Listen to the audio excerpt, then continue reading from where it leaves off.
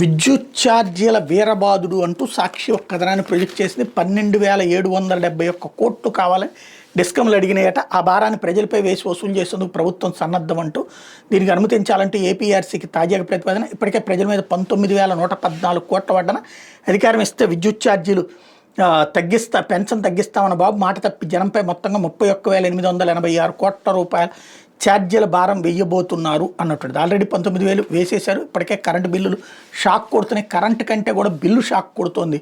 ఇప్పుడు ఈ రేటు పెంచితే కనుక అదిరిపోతుంది. మొన్న మధ్యన కూడా ఇట్లాగే 3,000 కోట్లు 4,000 కోట్లు పెంచడానికి పర్మిషన్ అడిగితే రాష్ట్ర ప్రభుత్వం ఇవ్వలేదు. ఆ డబ్బులు మేము భరిస్తామని చెప్పింది.